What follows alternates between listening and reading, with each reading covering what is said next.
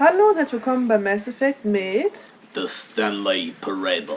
Das Spiel, das in jeder Uni behandelt wird, als ob es das geilste Spiel der Welt wäre. Jeder Uni, egal. Die Game Studies haben. So. Genau, wir spielen mehrere Möglichkeiten durch. Das ist ein Spiel, das auf Entscheidungen beruht, die man... Wenn du jetzt schon sagst, was das für ein legendäres Spiel ist, das an jeder Uni behandelt wird, können wir uns mal hier darüber unterhalten, dass wir in dem Bild nochmal das Bild. So Meta. Ne? So much wow. Also, da könnten wir jetzt schon 5 Stunden lang drüber philosophieren. Ja. Tun wir aber nicht, Schade. denn wir machen 6 Stunden lang. Genau. Nee, wir jetzt nur ein Let's Play und nicht komische Philosophen. Also, wir beginnen das Spiel, wir machen so verschiedene Enden nochmal. Hier ist Ende wir spielen, Nummer 1. Wir spielen mal 2, 3 Sachen durch, genau. Und jetzt gibt's einen Cut, denn niemand will den Ladebildschirm sehen. Tschüss. This is the story of a man named Stanley. Stanley worked for a company in a big building where he was employee number 427. Employee number 427's duty was simple. He sat at his desk in room 427 and he pushed buttons on the keyboard. Orders came to him through a monitor on his desk, telling him what buttons to push, how long to push them, and in what order.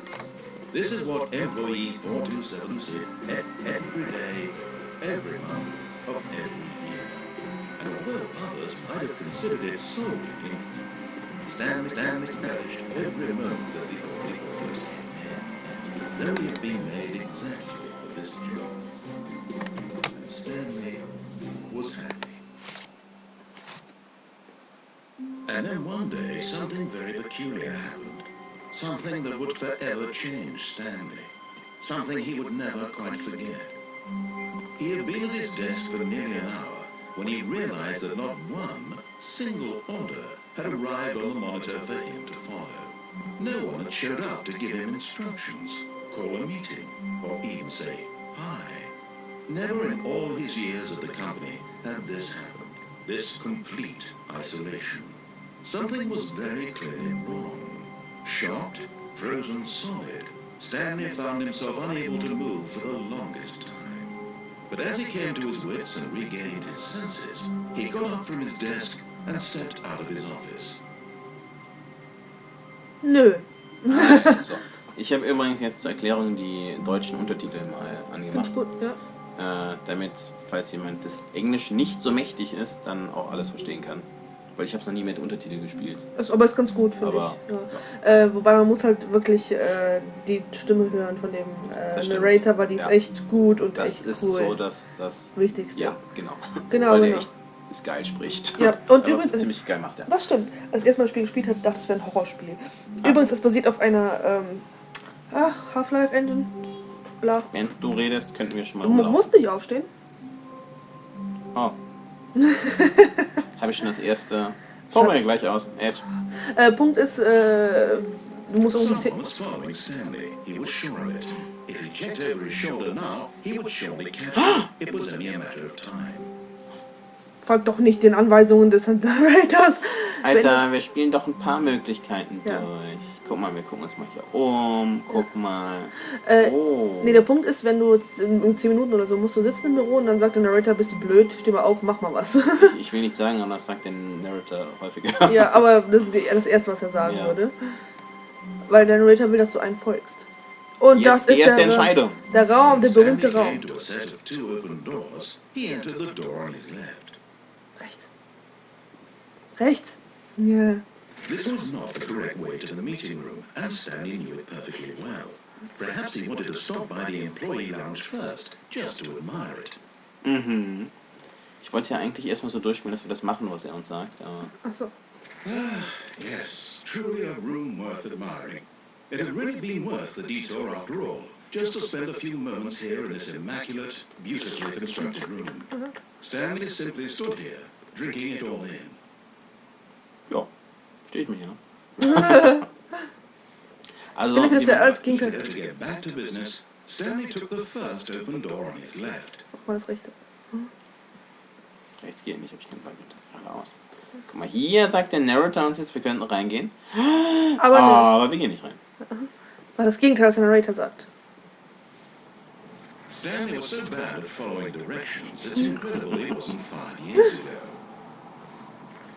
Da ist eine Morphine-Stimme.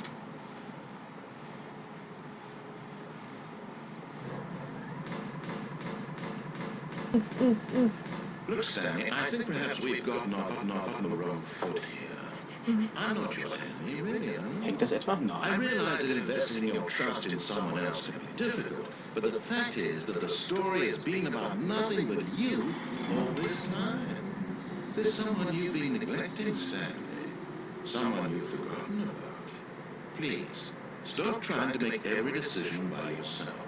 Now, I'm not asking for me, I'm asking for her. This is it, Stanley. Your chance to redeem yourself. To put your work aside. To let her back into your life. She's been waiting. That's her, Stanley. You need to be the one to do this. To reach out to her. If you can truly place your faith in another, then pick up the phone. Guck mal, was noch drumherum ist. Vielleicht mal abhauen. Drück mal. Stecker. Ich will den Stecker sehen. As Stanley picked up the phone, a white light engulfed him, filling him not just with radiance, but with hope. Hope for a life reunited one... Wait. Oh, goodness. Stanley, did you just unplug the phone?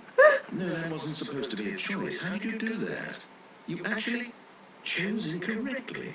I didn't even know that was possible. Let me double check. No,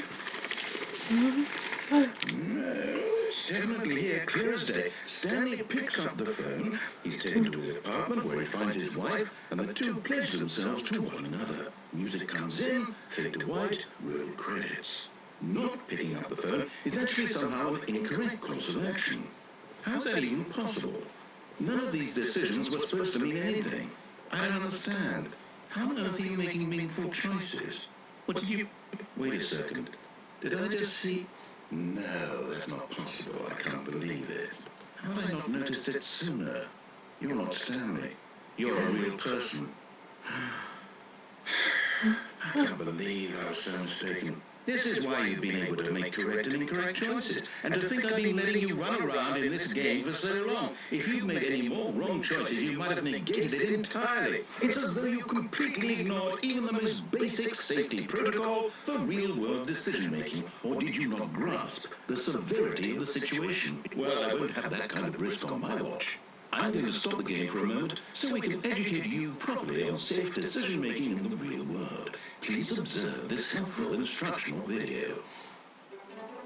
Choice. It's the best part of being a real person. But if used incorrectly, it can also be the most dangerous. For example, in this scenario, a hypothetical real person named Stephen has a choice. He could spend years helping improve the quality of life for citizens of impoverished third world nations. Or he could systematically set fire to every orphan living in a 30-kilometer radius of his house. Yeah. Which choice would you make? Remember that unlike here, the real world makes sense, and at no time should you make a choice that does not conform to rational logic. If you find yourself speaking with a person who does not make sense, in all likelihood, that person is not real. Allow the person to finish their thought, then provide an excuse why you cannot continue talking. Turn to a partner and practice saying, "My goodness, is it 4:30? I'm supposed to be having a back, sack, and crack."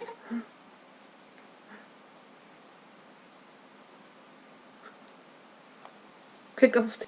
Bald sie dich. Oh nein. Hast du das Spiel kaputt gemacht jetzt? Ja klar, Ha. ist kaputt. Also ich im Real Life zünde ich auch offen Kinder an, damit sie verbrennen. Excellent. Making choices on a regular basis is the best part to a healthy decision-making process. Das würde ich auch machen. Most medical professionals recommend making at least 8 choices per day. Do you make more than 8? Less? And finally, if you begin to wonder if your choices are actually meaningful and whether you'll ever make a significant contribution to the world, just remember that in the vast infiniteness of space, your thoughts and problems are materially insignificant, and the feeling should subside. At this time, your instructor will guide you in an exercise to test and reinforce the material covered in this video. Nö. Welcome back. You may have noticed that this room has begun to deteriorate as a result of narrative contradiction. But not to worry. Now that you're properly informed on good decision-making, we're going to revisit a choice you made just a few minutes ago and see what the correct thing to do would have been. This way, please. Nein! WSD? Achso. Danger! Danger everywhere! Bling, bling, bling, bling, bling. Geh mal zum Exit. Nee, kannst nicht durch. Da war kein Exit. Kannst du irgendwo hinsetzen? Ja. Also, nee. Kannst du irgendwas anderes machen? Nö. Kannst du irgendwo hin? Ja, genau hier hin. Guck, hier hin. Vielleicht kannst du irgendwas machen. Vielleicht kannst du irgendwie einen Korb runterschmeißen. Ich glaube, also es geht in diesem Spiel, wer es noch nicht verstanden hat, um Entscheidungen. Was? Verstehe ich nicht. Und wir haben jetzt anscheinend eine falsche Entscheidung getroffen. Mehrere? Es gibt keine falsche Entscheidung. Doch. Nein. Spring, spring, spring, spring! Oh. We just need to get you home as soon as possible before the narrative contradiction gets any worse. Unfortunately, it seems this place is not well equipped to deal with reality. Spring! Leider kann ich nicht springen. Schade. Auch nicht woanders? Moment. Kann ich auf die Kartons Das springen? check ich mal. Nee, wir können wirklich nicht springen. Aber, oder? Können wir springen? Nee. Mit irgendwas? Können wir Oh. ducken? Nö. Vielleicht mit rechter Maustaste? Mit Nö. linker? Nein. Lass mich rein. Ich will nicht. Der Narrator ist creepy. Er will nur zusammen mein Zimmer lotsen. Stimmt. Ich glaube, ich bin irgendwann beim ersten Durchgang so runtergesprungen. Man kann auf jeden Fall runterspringen. Almost there. You'll take the door on the left, back to the correct ending. The story will have resolution once again, and you'll be home free in the real world. Geh ganz zurück. Deswegen, glaube ich, haben sie uns die Möglichkeit hier eben genommen, weil es war ja das... Remember, all you need to do is behave exactly as Stanley would. That means choosing responsibly and always putting the story first. I'm quite sure you'll be up to the task. Just follow my lead and you'll be fine. All right. When Stanley came to a set of two open doors, he entered the door on his left. Na, Geh mal wieder rechts. No joke. No joke. No joke. Geh mal wieder rechts. du kleine Rebellin, du. No! Why did you do that? Quickly, hurry back in the other direction. Perhaps we're not too late. Nein. Nein. Oh, Du Manu. hörst mich hier hin und Aber warte. guck mal, das ist voll gebuggt. Voll witzig. Ja. Weil wir die Geschichte kaputt machen. Ich will noch mehr kaputt machen. Komm, sag uns, in welche Tür wir gehen müssen. Kannst du in eine andere Richtung gehen? Ich gehe hier rein, dann gehe ich zurück. Sehen, ob da irgendwann noch was kommt. Wahrscheinlich nicht. Nein. Toll, du hast das Spiel kaputt gemacht. Oh, Entschuldigung. guck mal das Bild an. Das schöne Bild an der anderen Seite. Guck mal, Da. schönes Bild hast du kaputt gemacht. Das sind 2 Bilder. Ja, warnt mal. Hallo! Kunst. Das ist, genau, ist jetzt Kunst. Ich will hier lang. Da würde ich auch nämlich gehen wollen. Geht nicht. Nein, Dann gehen wir mal links lang, die ne? Schweinebacken. Okay. It's ruined. I can't believe after everything we talked about that my story, you've destroyed my work. Why? For what? What did you get out of that? What did you think was so special about seeing the game undone, left here like so much garbage? It's worthless now. And what am I supposed to do? Even if there were a way to continue, would it be worth it? To know that my story is now incorrect? How can I go back to that? I can't erase that knowledge. I'll have to live with it forever. Reliving its impossibility forever. Oh, I couldn't live that way. Is it better to shut the game down entirely? To willingly destroy all of my work? I don't know. What's the answer? What do I do? What do I do? What do I... No, I have to. I have to shut the game down. I have to. Spring! Los, über den Tisch! Oh nein, der hat's kaputt gemacht. Micha, wie hast du noch Hey, und schon bei unserem ersten Durchlauf. Ja. Ist kaputt?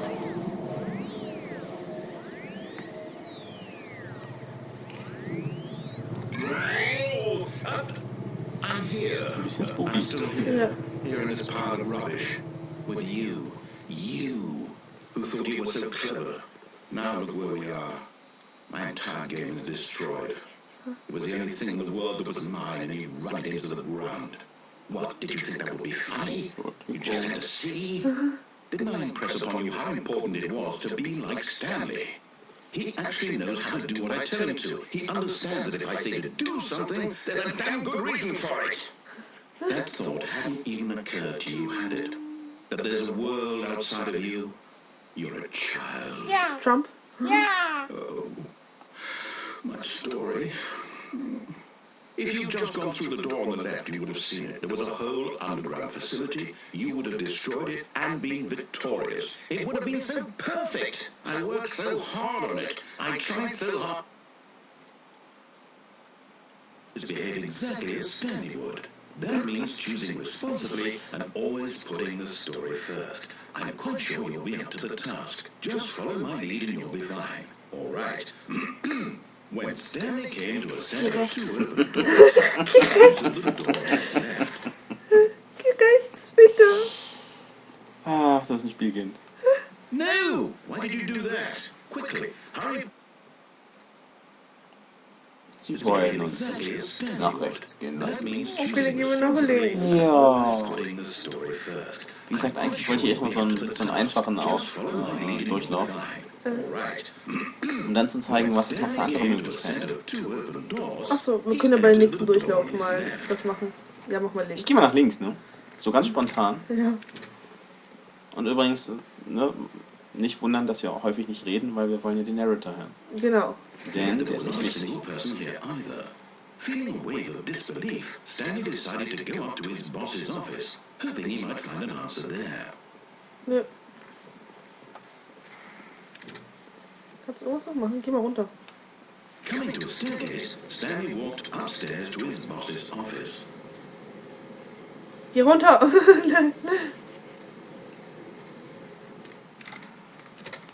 Oh, was für ein schönes. Ja, das stimmt. Die Tapete ist auch voll geil. Die würde ich mir auch zulegen wollen.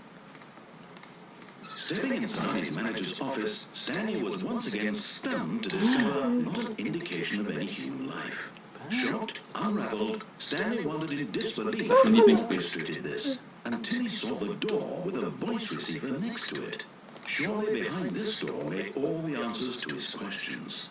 And beyond all probability, he knew the passcode. He had seen it on his boss's computer just last week. Nightshark 115.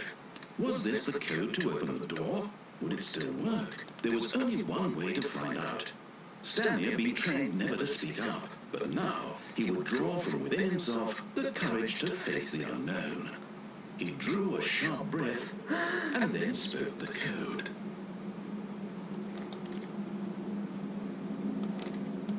Du kannst nicht sprechen.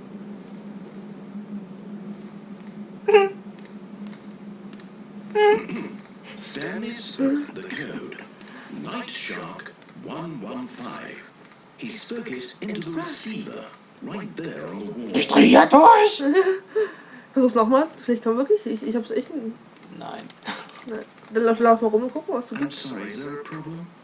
You didn't mishear me, did you? Der verarscht mich doch. Speak the code into the receiver. Otherwise we can't get on with the story. This is a crucial step. Guck mal, was im Computer ist und so. Pornos. Was sonst? Ich hoffe. Okay, fine, you're not gonna do it, but you know what? It's pretty humiliating to bring you this far, only for you to suddenly decide you have better things to do. I asked you for this one single thing, for your respect. The kind of respect Stanley shows for his choices. He knows what it means to take a story seriously. If you didn't want to see what I had to show you, then why did you come here? You had a choice, you know. You could have gone through the door on the right. You could have done whatever the hell you wanted over there. Why did you come this way? Speak. Say something to me. Explain yourself, you cow. Haben wir doch. Oh, was ist das? Stanley came to a set of two open doors. He entered the door on his left. Geil. Hey, so ich sehe endlich mal, wie er aussieht. Stimmt. I need you to make a choice. I need you to walk through the door. Are you listening to me? Can you hear me? Is everything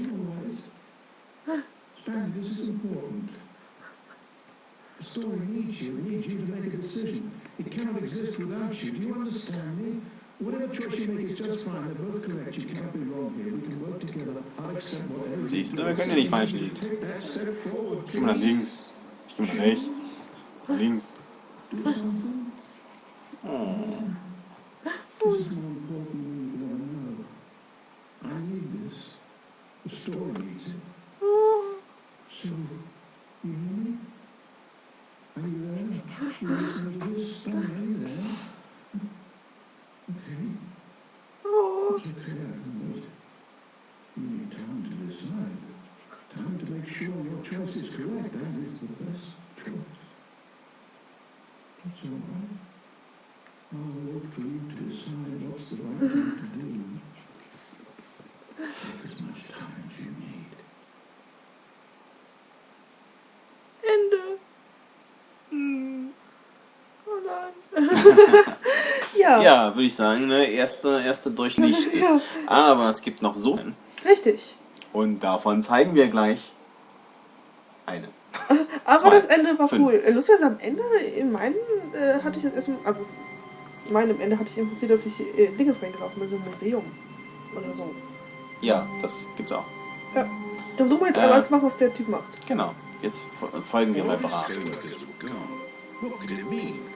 Stanley decided to go to the meeting room. Perhaps he had simply missed a memo. Aber When Stanley came to a set of 2 Dann open öffnet die Tür. doors, he entered the door on his left.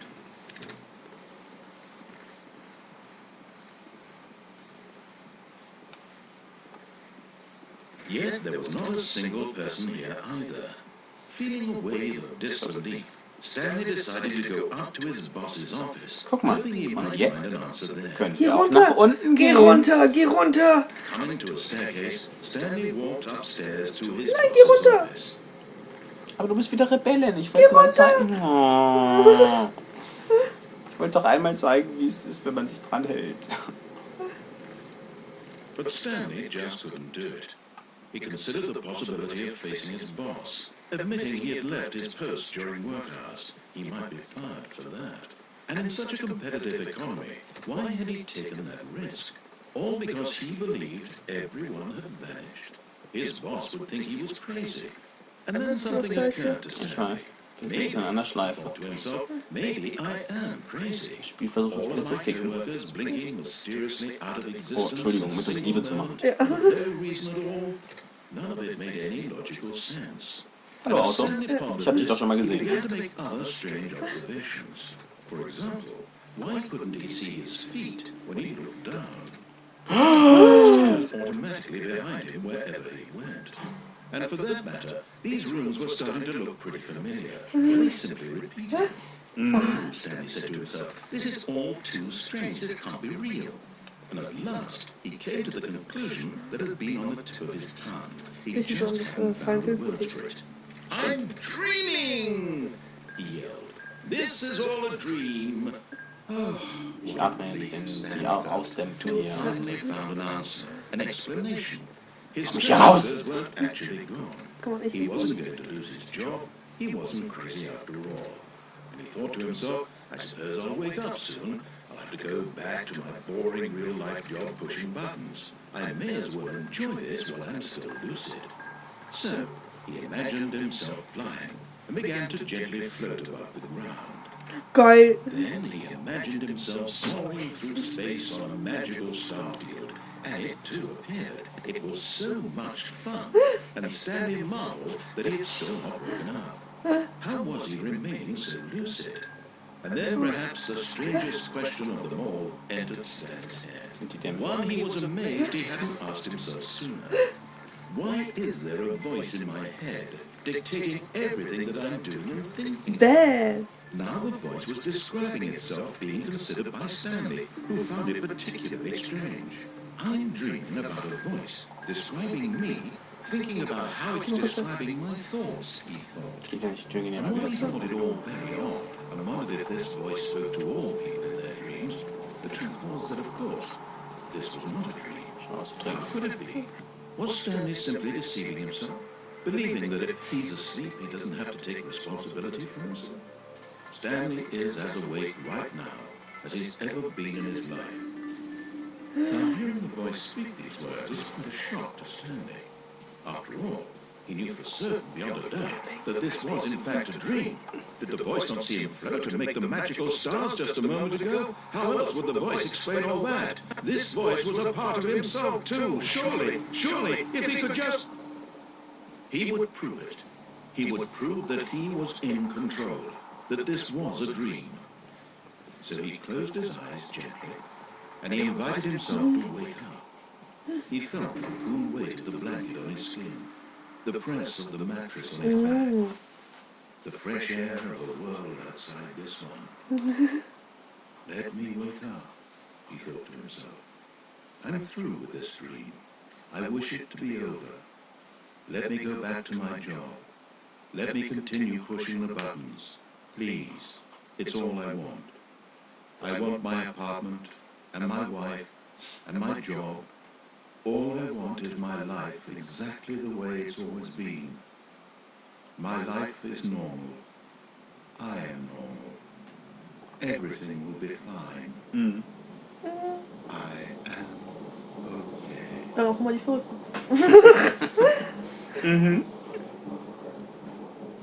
Oder auch nicht. Guten Morgen.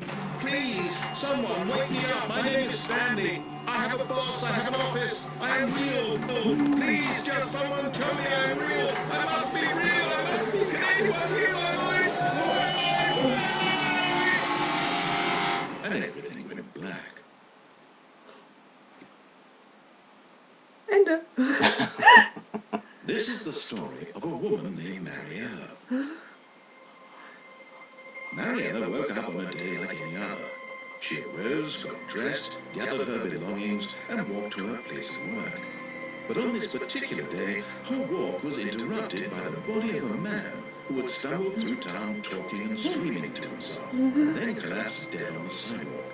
And although she would soon turn to go call for an ambulance, for just a few brief moments, she considered the strange man. Der mich wie ein He Thomas. was obviously crazy. This much she knew. Everyone knows what crazy people look like. And in that moment, she thought to herself how lucky she was to be normal. I am sane. I am in control of my mind. I know what is real and what isn't. It was comforting to think this, and in a certain way, seeing this man made her feel better. But then she remembered the meeting she had scheduled for that day, the very important people whose impressions of her would affect her career, and by extension, the rest of her life. She had no time for this, so it was only a moment that she stood there, staring down at the body. And then she turned and ran. Ende. Geil. Ja, das war ein Ende. Dann folgen wir jetzt, was der sagt. Ne, das war der eigentliche Plan. Aber Maria sagt dann immer, nein! Nimm die andere Seite, nimm die andere Seite.